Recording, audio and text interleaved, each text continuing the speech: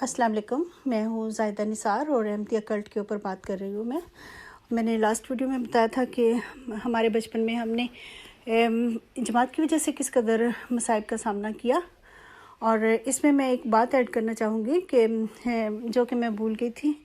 I am sorry इसके लिए। मेरी एक फूफो होती थी जो कि मेरे दादा जान की भांजी थी, वो भी हमारे साथ होती थी और 74 के वाक़े में वो हमारे साथ थी और वो हमारे पास ही रहती थी। तो जब मेरे वालिद साहब की ट्रांसफ़र हुई कराची में तो वो हमारे साथ, हमने उनको भी साथ लिया क्योंकि वो हमारे घर का एक हिस्सा थी। मतलब कि उनको भी साथ लिया और फिर वो उधर कराची में जाके वो अलील हो गई और 2 साल तक बीमार रही और उसके बाद उनकी डेथ हो गई। उनकी डेथ का मैं इसलिए बता रही हूँ कि जब उनकी डेथ हुई तो हमने जमात से रब्ता किया क्योंकि हम अहमदी थे और हमने फूफो जान को अहमदिया कब्रिस्तान में दफन करना था। तो जमात वाले हमारे घर आ गए और काफ़ी देर तक उन्होंने काफ़ी तहकीक वगैरह की और काफ़ी पेपर मांगे, ये दो वो दो, और इस तरह करके काफ़ी टाइम उन्होंने पूरा दिन ज़ाया कर दिया। और एंड में आके उन्होंने कहा कि इनको जमात की कब्रिस्तान में दफन नहीं कर सकते हम। उन्होंने हमें कब्रिस्तान में दफन करने से, फूफो जान को दफन करने से इजाज़त नहीं दी और हमारा पूरा टाइम गुजर गया और ऊपर से रात होने वाली थी, सुबह उनकी डेथ हुई थी सुबह के टाइम। तो हम बहुत परेशान थे और बहुत सख्त गर्मी थी। तो आप लोग समझ सकते हैं पाकिस्तान की गर्मी के हालात, और एक मैयत पड़ी हुई हो तो उसको जल्दी दफनाना चाहिए। तो इस तरह से फिर हम बड़े परेशान थे। हमने फिर ये ना कि नॉर्मल कब्रिस्तान में हमने रब्ता किया। उन्होंने हमें कुछ भी नहीं कहा और 1 घंटे के अंदर हमारी फूफो जान की मैयत हम वहाँ दफना के आ गए। अल्हम्दुलिल्लाह कि उन्होंने हमें आराम से दफनाने दी। उन्होंने वो भी कह सकते थे कि आप मरज़ई हो, इधर क्यों आप दफना रहे हो, लेकिन बहरहाल वहाँ हमारे पास लास्ट चांस थे, यही था कि हम उधर दफना देते। बहरहाल उन्होंने हमें फूफो जान को दफनाने दिया और जब मेरी फूफो को दफनाने के लिए लेके जा रहे थे तो फिर मेरी वालदा साहबा इतना ज़्यादा रोई। उनको इतनी तकलीफ़ हुई और इतना गुस्सा भी आया इस बात के ऊपर कि सारी ज़िंदगी वो हमारे साथ रही, हमारे घर का हिस्सा थी और उनको कब्रिस्तान में दफनाने नहीं दिया। मेरी अम्मी जान को बहुत ज़्यादा गुस्सा आया इस बात के ऊपर। बहरहाल ये भी बात हो गई और मतलब कि पहली दफ़ा इंट्रोडक्शन हुआ जमात का कि जमात ये चीज़ करती है। फिर मैं पहुंची थी वहाँ तक अपनी शादी तक। तो जब मेरी शादी हुई तो मैंने बताया कि मेरी फैमिली जो थी जमात की मुखालफत करती थी। मुझसे तो उनको कोई मतलब कि खुद कोई ऐसा नहीं था कि मुझसे कोई इतराज़ हो या ऐसा, लेकिन बहरहाल उनको जमात की मुखालफत वो करते थे और जिसकी वजह से कोई तंज वगैरह या इस तरह की बातें मुझे बर्दाश्त करनी पड़ती थी। जैसे कि मैंने बताया, वो कहते थे जब मरज़इयों की कौन सी नमाज़ें होती हैं और इस तरह की बातें मैं सुनती थी। और दूसरा ये हुआ कि मेरे हस्बैंड जो थे वो सऊदी अरब चले गए और सऊदी अरब से वो 2 साल के बाद आते और फिर चले जाते। इस तरह से तकरीबन 10 साल गुजर गए, हमारे 3 बच्चे भी पैदा हो गए। तो एक तो वजह ये थी कि वो सऊदी अरब चले गए लेकिन मैं उनकी फ़ैमिली के साथ कराची में थी। वो तो सऊदी अरब में रहते थे और मैं कराची रहती थी। एक वजह ये थी कि मेरे हस्बैंड मेरे पास नहीं रहते थे और दूसरी वजह ये थी कि जमात की मुखालफत का सामना था। इन दोनों बातों ने मिल के मुझे बहुत ज़्यादा डिस्टर्ब किया और मैं बहुत ज़्यादा उदास रहने लगी। जब मेरी वालदा ने देखा कि मैं बहुत उदास रहती हूँ तो उन्होंने मुझे कहा कि ये ऐसा कब तक चलेगा, आप लोग यहाँ से निकलो और जर्मनी चले जाओ। मैंने ये बात अपने हस्बैंड से डिस्कस की तो मेरे हस्बैंड ने मान ली। तो फिर मैं अपने बच्चों के साथ जर्मनी आ गई और पीछे मेरे हस्बैंड भी आ गए। असल स्टोरी स्टार्ट होती है तब से लेके, जिन पे तकिया था वही पत्ते हवा देने लगे। फिर ये हुआ कि जब मैं जर्मनी में आई तो मुझे एक अदद तस्दीक की ज़रूरत थी। वो तस्दीक ये थी कि मैं एक जेन्युइन अहमदी हूँ। तो ये तस्दीक करनी थी मेरे बहन भाइयों ने, मेरे अपने सगे रिश्तेदारों ने। मेरे 3 अदद बहन भाई थे, 2 बहनें और 1 भाई, वो यहाँ पे मौजूद थे पहले से। तो तस्दीक का मामला उन तक पहुँचा तो किसी ने तस्दीक नहीं की। वजह ये थी कि मेरा निकाह जो था वो गैर अहमदी मौलवी ने पढ़ाया था, और इनको जमात की तरफ से कोई बुलेटिन में कुछ इन्होंने पढ़ा हुआ था कि अगर कोई ऐसे तस्दीक कर दे तो उसके साथ ये होता है वो होता है। इन लोगों ने मेरी तस्दीक नहीं की। मामला जो था अमूर अम्मा में पहुंच गया, और अमूर अम्मा ने मुझे बुला लिया। 2-3 घंटे का मेरा इंटरव्यू हुआ, और लंबे लंबे सवालात पूछे, और वो सवालात पूछे कि मेरा दिमाग हिल के रह गया। मैं बहुत ज़्यादा उलझ गया मेरा दिमाग।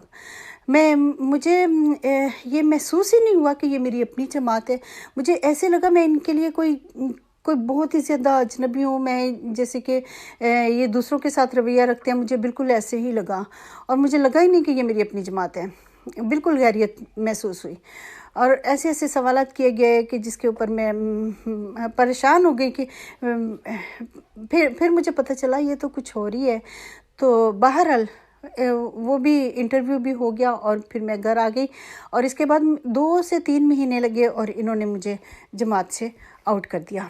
साथ ही मेरे वालिद साहब का भी अखराज कर दिया।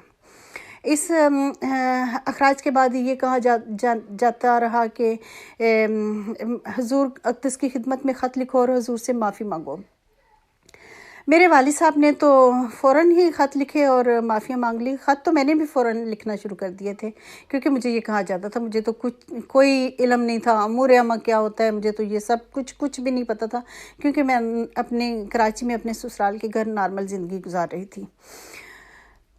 तो मतलब जब मुझे कहा जाता रहा कि मैं ख़त लिखूं और मैं माफ़ी मांगूं, मेरे वालिद साहब की तो उन्होंने ख़त लिखे 2-3 महीने में माफ़ी हो गई, लेकिन मैंने भी बहुत लंबे ख़त लिखे, 2-3 सफ़ों के ख़त लिखती रही, और हर हफ्ते में 2-3 ख़त डाल देती थी।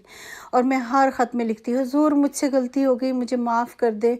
मैं जब ये लिख रही होती, हुजूर मुझसे गलती हो गई, मुझे माफ़ कर दे, मैं सोचती मैं ये क्यों लिख रही हूँ, क्या गलती हुई है मुझसे, लेकिन मुझ पर फ़र्ज़ था कि मैं ये लिखूं, और क्योंकि मुझे कहा जाता था कि मैं माफ़ी मांगूं, मेरा अखराज हुआ है, मुझे ही माफ़ी मांगनी है, और मेरा ही मामला है, मुझे ही हल करना है।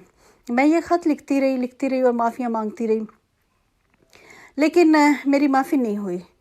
ये सारा सिलसिला जो है तकरीबन 10 साल तक चला और मेरी माफ़ी नहीं हुई। फिर हमारे एक हमसाए थे जो कि अहमदी थे, और वो आदमी जो था वो सदर जमात था, तो उन्होंने कहा कि मैं आपकी तरफ से ख़त लिखता हूँ। उन्होंने ख़त लिख के दिया मुझे, और मुझे कहा, हमारे घर आए कि इस पे आप साइन कर दीजिए। मैंने वो उस पे साइन कर दिया। मैंने वो ख़त पढ़ा, नॉर्मल सा ख़त था, और लेकिन वो सदर साहब ने लिखा हुआ था। तो उस एक ख़त के जाने के बाद मेरी माफ़ी हो गई। मैं हैरान थी कि मैंने जो 10 साल पूरे ख़त लिखे हैं और मेरी माफ़ी नहीं हुई, वो सारे ख़त मेरे रद्दी की टोकरी में जाते रहे, और एक ख़त के ऊपर माफ़ी हो गई। बहरहाल मैंने इस बात को भी इग्नोर किया, और मैं खुश हो गई कि मेरी माफ़ी हो गई है, और मैं अपने बच्चों के साथ जमात में आना जाना शुरू कर दिया मैंने। और मेरे बच्चे शुरू में बहुत ज़्यादा खुश हुए, और उन्होंने मतलब काफ़ी खुशी का इज़हार किया, और मेरे साथ जाते थे, बहुत खुश होके जाते थे। चंद दफ़ा तो ऐसे मेरे साथ खुश होके गए। मेरे हस्बैंड चूँकि अहमदी नहीं थे, लेकिन वो हमें मना नहीं करते थे। हम जाते थे, हर मौके पे जाने की कोशिश करते थे, और मेरे हस्बैंड ने कुछ कभी मना नहीं किया, बल्कि वो गाड़ी में खुद हमें छोड़ के आते थे। तो लिहाजा ये हुआ कि मेरे बच्चे 3 लड़के थे और एक बेटी थी। मेरी बेटी तो ज़ाहिर है मेरे पास होती थी लजना की तरफ, और जो मेरे बेटे थे वो आदमियों की तरफ होते थे। तो मेरे बेटों ने आहिस्ता आहिस्ता कतराना शुरू कर दिया जमात से। मुझे नहीं पता उनके साथ ऐसा क्या सलूक होता था वहाँ कि उन्होंने आहिस्ता आहिस्ता जाने से कतराने लगे और इनकार कर दिया। तो पहले तो मैंने काफ़ी सख्ती की। 1-2 बातें उन्होंने बताई कि फ़लाँ ने मुझे ये कहा है, फ़लाँ ने मुझे ये कहा है, मेरा दिल नहीं करता। लेकिन बहरहाल मैं ज़बरदस्ती लेके जाती रही, लेकिन मैं साथ ये भी समझाती रही, नहीं बेटा ऐसे नहीं सोचते, कोई बात नहीं है, आप लोग तो अच्छे हो ना, कोई ऐसी बात नहीं है, ऐसा दिल में नहीं लेके आते। मैं अपने बच्चों को समझाती रही, और अपनी बेटी को भी, वो भी कोई ऐसी बात करती तो मैं उसे कभी गुस्से से कभी प्यार से मैं उसको मतलब कि समझा देती। तो लेकिन मेरी बेटी मेरी हर बात मानती थी। वो बच्चे भी मानते थे अल्हम्दुलिल्लाह, लेकिन मेरी बेटी तो ज़ाहिर है बेटी थी ना, तो बेटियां थोड़ी सी मुख्तलिफ होती हैं, और बेटे जो होते हैं वो थोड़े से और तरह के होते हैं। लेकिन खुदा न खास्ता उनका कसूर नहीं था, मुझे पता था, क्योंकि वो बहुत खुशी से जाते होते थे। ان کے ساتھ ادھر پتہ نہیں کیا سلوک ہوتا تھا، لیکن بہرحال ان کا رویہ ایسا تھا۔ پھر میں نے آہستہ آہستہ کہا کہ بیٹا اگر آپ کا دل نہیں چاہتا تو کوئی بات نہیں۔ میں نے سوچا کہ اگر ان کا دل نہیں چاہتا تو زبردستی نہیں کرنی چاہیے، کیونکہ یہاں کا تو ماحول ایسا نا، آپ زبردستی نہیں بچے پہ کر سکتے۔ میں نے پھر کہا کہ چلو کوئی بات نہیں، آپ کا دل نہیں چاہتا تو آپ نہیں جاؤ۔ اس کے بعد میرے بچوں نے، لڑکوں نے تو کم کر دیا، لیکن میں اپنی بیٹی کے ساتھ جاتی رہی اور میں اینڈ تک جاتی رہی۔ ہر اہم موقع پہ میں پہنچی ہوئی ہوتی تھی، اور میں نے مطلب جب تک میں جاتی رہی میں چندے بھی دیتی رہی۔ اس کے بعد میں نے بھی محسوس کیا کہ بلکہ ساتھ ساتھ ہی میں بھی محسوس کرتی رہی کہ ان کا رویہ ہمارے ساتھ کچھ اچھا نہیں ہوتا۔ وہ اس لیے کہ ان کے دماغ میں یہ تھا کہ ان کا خراج ہوا تھا تو ابھی یہ دوبارہ سے آنا شروع ہوئے ہیں، مطلب کہ وہ ہمیں یہ محسوس کرانے کی کوشش کرتے تھے کہ ہم اچھے نہیں ہیں، ہمارا خراج ہوا تھا کہ تو اس کی کوئی وجہ ہوگی۔ ان کو یہ تو پتہ تھا کہ خراج کس بیس پہ ہوا تھا، لیکن اس کے باوجود وہ ہمیں یہ احساس دلاتے تھے کہ ہم اچھے نہیں ہیں۔ لیکن الحمدللہ میرا رویہ اور میری بیٹی کا بھی رویہ سب کے ساتھ بہت اچھا تھا، میرے بچوں کا بھی بہت اچھا تھا، لڑکوں کا۔ لیکن بہرحال پھر آہستہ آہستہ کر کے میرا اپنا دل خراب ہو گیا، اور میں نے وہاں پہ جانا کم کر دیا، جماعت میں آنا جانا کم کر دیا۔ جب تک میں جماعت میں جاتی رہی میں چندے دیتی رہی، لیکن جب پھر میں تھوڑا سا گھر بیٹھ کے پھر یہ ہوا کہ میری ساتھ جاب سٹارٹ ہو گئی، تو میں نے کم کر دیا آنا جانا بہت ہی کم کر دیا۔ پھر میری جاب سٹارٹ ہو گئی، اور جو ساتھ ہی میرے ہاتھ میں موبائل آیا۔ جب میرے ہاتھ میں موبائل آیا تو میں نے پھر میری آنکھیں کھلیں، میں نے بہت ساری حقیقتیں دیکھیں، میری آنکھیں کھلیں، اور میں نے محسوس کیا کہ یہ اتنی بھی وہ چیز نہیں ہے جو میں سمجھ کے پاگلوں کی طرح ان کے پیچھے لگی ہوئی تھی۔ بہرحال ابھی میں آگے تیسری ویڈیو میں بتاؤں گی۔